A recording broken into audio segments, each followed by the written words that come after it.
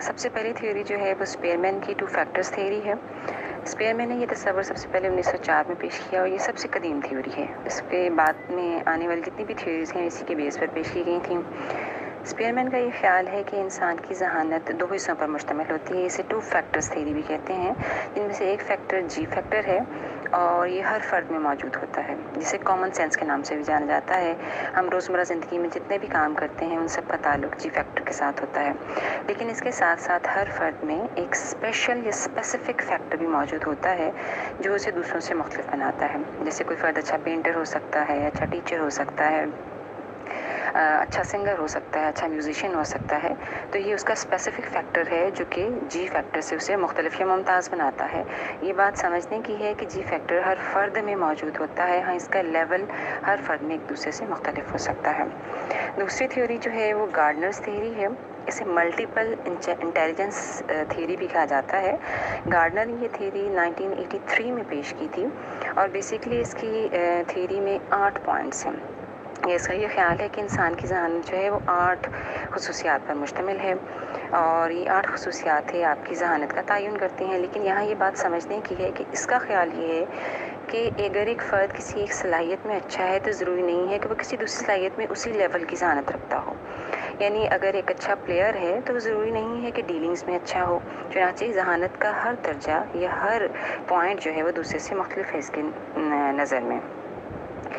تیسرا کنسیپٹ ہمارے پاس اسٹرنبرگز try آرکک theory of intelligence ہے۔ اگر آپ نام پہ ہی تھوڑا سا غور کریں تو ٹرائی آرکک سے پتہ چل جاتا ہے کہ یہ 3 کنسیپٹس تھیوری ہے۔ یعنی اسٹرنبرگ کا یہ خیال ہے کہ انسان کی ذہانت 3 طرح کی ہوتی ہے، یا دوسرے معنوں میں ہم یہ کہہ سکتے ہیں کہ دنیا میں جتنے بھی لوگ پائے جاتے ہیں ان میں 3 طرح کی خصوصیات پائی جاتی ہیں۔ یہ 3 طرح کی ذہانت ہوتی ہے جن کو یہ انالیٹیکل، کریٹیوٹی اور پریکٹیکل کے نام سے جانتا ہے۔ اس کا یہ کنسیپٹ 1985 میں پیش کیا اس نے، اور اس کا خیال ہے کہ یا تو تمام تر لوگ ان میں سے کسی ایک ذہانت کو رکھتے ہیں، یا پھر یہ بھی ہو سکتا ہے کہ کوئی بھی ایک فرد 1 یا 2 پوائنٹس کو اکٹھا اپنے اندر رکھتا ہو۔ تو اس کا خیال ہے کہ یہ 3 طرح کی کیٹیگریز یا 3 طرح کی ذہانتیں ہوتی ہیں اور ہر فرد ان میں سے کسی ایک یا ایک سے زیادہ طرح کی ذہانت اپنے اندر رکھ سکتا ہے۔ اسے کام کرنے کے انداز یا طریقوں سے اس چیز کا اندازہ لگایا جا سکتا ہے۔ نیکسٹ کنسیپٹ ہمارے پاس کیٹل تھیوری ہے۔ کیٹل نے یہ کنسیپٹ 1963 میں پیش کیا تھا اور اس کا یہ خیال یہ ہے، اسپیئرمین کی تھیوری سے متاثر ہے یہ بھی، اور اس کا یہ خیال ہے کہ اگر ایک جی فیکٹر یا جنرل ذہانت جو ہر فرد میں موجود ہے وہ عموماً 2 طرح کی ہوتی ہے، ٹھیک ہے، جسے وہ فلوئڈ انٹیلیجنس اور کرسٹلائزڈ انٹیلیجنس کے نام سے جانتا ہے۔ فلوئڈ جیسے کہ نام سے پتہ چلتا ہے کہ فلوئڈ جیسے کہ ایک کہیں گے کہ اس میں بہت گنجائش ہوتی ہے، وہ اپنی شکل بدل لیتا ہے، جیسے کہ پانی آپ دیکھتے ہیں کہ آپ جس کنٹینر میں اسے ڈالیں گے وہ وہی شکل اختیار کر لے گا۔ اس کا یہ خیال ہے کہ فلوئڈ انٹیلیجنس در حقیقت جس کے ذریعے فرد نئے نئے حالات کا جائزہ لیتا ہے، نئی نئی چیزوں کو سیکھتا ہے اور نئے ماحول سے مطابقت حاصل کرنے کی کوشش کرتا ہے، تو اسے آپ فلوئڈ ذہانت کا نام دے سکتے ہیں۔ کرسٹلائزڈ میں وہ کہتے ہیں کہ بعض چیزیں ایسی ہیں جنہیں آپ اپنی عمر سے کافی عرصے سے کرتے چلے آ رہے ہیں، وہ آپ کی زندگی کا حصہ بن گئی ہیں اور اب اس میں تبدیلی کی گنجائش نہیں ہے، تو آپ اسے بالکل ویسے ہی کرتے چلے جائیں گے جیسے آپ نے شروع سے ان کاموں کو کرتے دیکھا یا سیکھا ہے، تو اسے وہ کرسٹلائزڈ ذہانت کا نام دیتا ہے۔ اگلی تھیوری ہمارے پاس جینسنز 2 لیول تھیوری ہے۔ جینسن جو ہے وہ بھی جی فیکٹر کو 2 حصوں میں تقسیم کرتا ہے اور اس کا خیال یہ ہے کہ یہ جی فیکٹر جو ہے وہ ایسوسیٹیو ایبیلٹیز اور کوگنیٹیو ایبیلٹیز پر مشتمل ہوتی ہیں۔ ایسوسیٹیو ایبیلٹیز سے مراد وہ یہ لے رہا ہے کہ جی اس ذہانت کے ذریعے آپ چیزوں کا آپس میں تعلق قائم کر سکتے ہیں یا ان کو ایسوسیٹ کر سکتے ہیں ایک چیز کو دوسری چیز کے ساتھ، اور اس کی بنا پر آپ ان دونوں کے آپس میں اس تعلق کو سمجھ سکتے ہیں۔ اور جہاں تک کوگنیٹیو ایبیلٹیز کا تعلق ہے تو کوگنیٹیو کا مطلب جو ہے وہ سوچ، احساسات، محسوسات یا خیال کے ساتھ ہوتا ہے۔ اس کی یہ تھیوری 1973 میں پیش کی تھی اس نے، اور اس میں سب سے امپورٹنٹ چیز جو یا اہم پوائنٹ جو ہے وہ یہ کہ یہ ان لوگوں میں سے جن کا یہ خیال ہے کہ ذہان کا تعلق وراثت کے ساتھ، یہ سمجھتا ہے کہ وراثت میں ایسوسیٹیو اور کوگنیٹیو ایبلٹیز جو ہیں وہ منتقل ہوتی ہیں اور ماحول اس میں کنٹریبیوٹ نہیں کرتا۔ اگلی تھیوری ہمارے پاس تھرسٹن تھیوری ہے۔ تھرسٹن کی تھیوری کو ملٹیپل تھیوری بھی کہا جاتا ہے کیونکہ اور یہ کانسیپٹ اس نے 1930s میں پیش کیا۔ تھرسٹن کا خیال ہے کہ انسان کی ذہانت جو ہے وہ 7 حصوں پر مشتمل ہے، جسے وہ وربل کمپریہنشن، ورڈ فلوئنسی یا نیومیریکل ایبلٹی کے نام سے یا دیگر اور سو آن بہت ساری چیزیں 7 چیزیں ہیں جن کو وہ کہتا ہے کہ جی یہ انسان کی ذہانت کے حصے ہیں اور ہم ذہانت کے ان حصوں کے اعتبار سے فرد کی جانچ کر سکتے ہیں۔ یہاں یہ بھی ہو سکتا ہے کہ کسی بھی فرد کوئی بھی کام اگر کرتا ہے اور وہ کام میں ضروری نہیں کہ 7 کے 7 حصے انوالو ہوں، کاموں کی نوعیت کے اعتبار سے مختلف حصے فرد کے مددگار ہو سکتے ہیں۔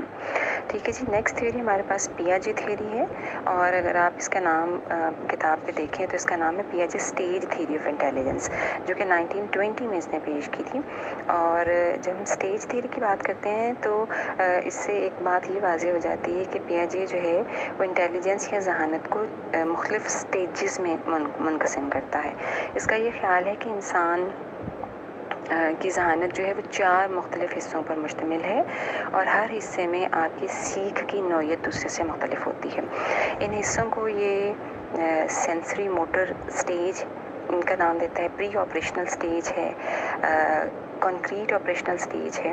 اور فارمل آپریشنل اسٹیج ہے۔ ٹھیک ہے، اور ہر اسٹیج میں ذہانت کی نوعیت پہلے حصے سے مختلف ہوتی ہے اور مرحلہ وار ہم اپنی زندگی میں ذہانت کے ان مراحل سے سیکھتے چلے جاتے ہیں۔ اگلی تھیوری ہمارے پاس Wechsler broad base theory of intelligence ہے۔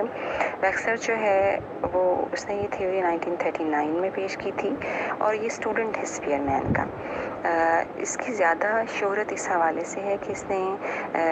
زیادہ کام جو ہے وہ ایج اور ایکسپیریمنٹس کے حوالے سے کیا۔ اس نے کہا کہ انسان کی ذہانت کا تعلق اس کی عمر اور اس کے تجربات کے ساتھ ہوتا ہے، اور اس بات کو ثابت کرنے کے لیے اس نے مختلف ٹیسٹ بنائے اور پیش کیے۔ تو تقریباً ہر عمر کے فرد کے لیے مختلف ٹیسٹ تشکیل دیے گئے اور جن کے ذریعے فرد کی ذہانت کی جانچ کی جاتی رہی، اور یہ سلسلہ جو ہے وہ بڑا لمبا عرصے تک جاری رہا اور یہ بار بار ریوائز بھی ہوتے رہے۔ 1939 میں، پھر 49 میں، 55 میں مختلف اس میں تبدیلیاں کی جاتی رہیں۔ ٹھیک ہے، پھر Guilford structure of intellect theory of intelligence ہے۔ یہ سب سے کہیں گے کہ ریسنٹ تو نہیں ہم کہہ سکتے، یہ کہہ سکتے ہیں کہ ذہانت کے بارے میں سب سے زیادہ جتنے زیادہ ڈائمینشنز جس فرد نے بتائے ہیں وہ گلفورڈ ہے۔ گلفورڈ نے یہ کنسیپٹ 1955 میں پیش کیا تھا۔ اس کی اس تھیوری کو 3D ماڈل یا S1 تھیوری بھی کہا جاتا ہے اور اس کو اسٹرکچر آف انٹلیکٹ نام سے بھی جانا جاتا ہے۔ شروع میں اس نے کہا کہ انسان کی ذہانت جو ہے وہ 120 قسم کی ہوتی ہے، پھر بعد میں اس کو تبدیل کیا گیا اور 150، اور اس وقت جب بعد میں اس ماڈل کو ریوائز کیا گیا تو کہا گیا کہ انسان کی ذہانت 180 قسم کی ہوتی ہے اور ہر فرد جو ہے ان میں سے کسی ایک مخصوص طرح کی ذہانت اپنے اندر رکھتا ہے، جس کی بنا پر اس کی شناخت کی جا سکتی ہے یا اس کی قابلیت کا اندازہ لگایا جا سکتا ہے۔ یہ کنسیپٹ اسے 1955 میں پیش کیا تھا۔ گلفورڈ کا زیادہ تر کام جو ہے وہ کریٹیوٹی اور انڈیویجول ڈفرینسز پہ ہے، اور اسی کو بیس بناتے ہوئے اس نے، جیسے میں نے آغاز میں کہا کہ 3D ماڈل ہے، تو 3D ماڈل سے مراد یہ ہے کہ اس نے بیسک 3 باتوں کا ذکر کیا ہے، جو کہ آپ اپنی کتاب پہ اگر دیکھیں گے تو آپ کو نظر آ جائے گا کہ کنٹینٹ ہے، آپریشنز ہیں، ان پروڈکٹس کے نام سے۔ ٹھیک ہے، اب یہ کنٹینٹ، آپریشن اور پروڈکٹس آگے مل کے 180 طرح کی ڈائمینشنز بناتی ہیں، اور دنیا میں موجود تمام تر افراد ان 180 طرح کی ذہانت میں سے کسی بھی ایک طرح کے ہو سکتے ہیں، اور یہ سب سے زیادہ ڈائمینشنز نظر آتی ہیں ہمیں اب تک پیش کی جانے والی تھیوریز میں سے۔